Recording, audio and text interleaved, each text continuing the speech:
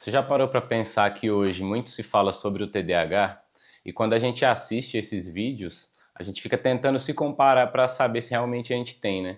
E nesse vídeo aqui a gente vai falar um pouco sobre o transtorno, para que você entenda que muitas vezes você não tem um transtorno, você só tem uma rotina desorganizada.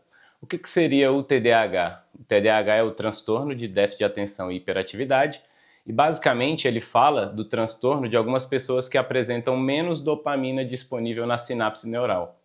E o que essa dopamina faz na sinapse? Para a gente entender, para pessoas que têm menos, qual que é o efeito nessa pessoa, né?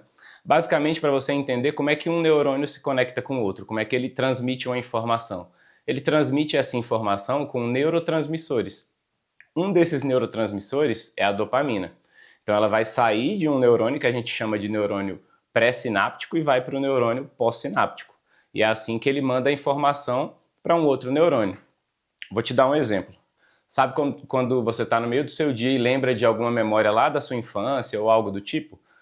Porque você viu alguma coisa na rua ou porque você de alguma forma sentiu um cheiro, ouviu um som e lembrou disso? Essa informação ela viaja pelos neurônios do seu cérebro dessa forma. E aí você lembra. Para a pessoa que tem TDAH, o que acontece que vai atrapalhar um pouco esse mecanismo de funcionamento exatamente de uma região que fica bem aqui na frente, no córtex pré-frontal.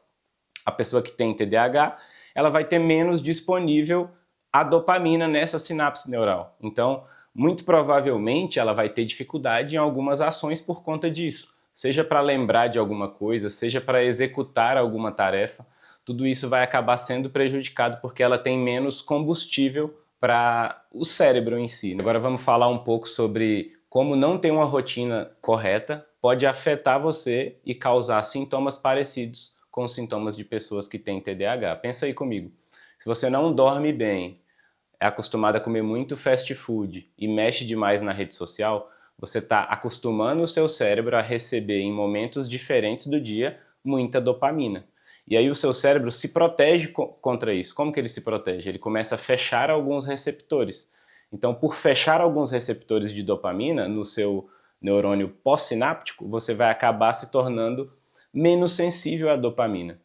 Pensa comigo, você está causando um efeito ambiental porque você se expôs a um ambiente que é cheio de dopamina, igual é o nosso ambiente hoje em dia, com rede social, muita comida que libera muita dopamina, a um ambiente parecido de alguém que tem um transtorno, porque a pessoa que tem TDAH, ela não tem falha nos receptores da dopamina, nos neurônios, mas ela tem menos dopamina disponível. Então, se você vamos pensar em dois neurônios aqui. Se esse neurônio aqui está mandando 6 dopaminas para o outro neurônio, só que ele só tem 3 portas, concorda comigo que o efeito é o mesmo de uma pessoa que só está mandando 3 dopaminas desse para o outro, que é a pessoa que tem TDAH. Então você está causando exatamente esse mesmo efeito.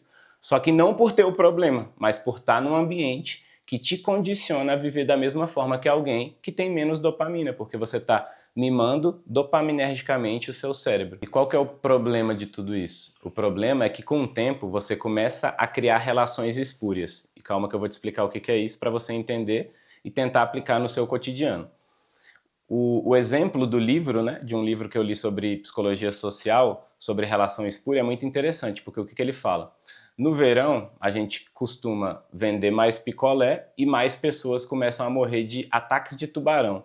Só que a relação espúria seria exatamente isso, eu falar que comer picolé no verão aumentaria as mortes por tubarão, só que não tem nada a ver uma coisa com a outra, né? Na verdade, tem uma outra causa por trás dessas outras duas, que é o verão. Aumenta as temperaturas, as pessoas começam a comer mais picolé, consequentemente elas entram mais na água também e elas vão morrer mais por ataque de tubarão.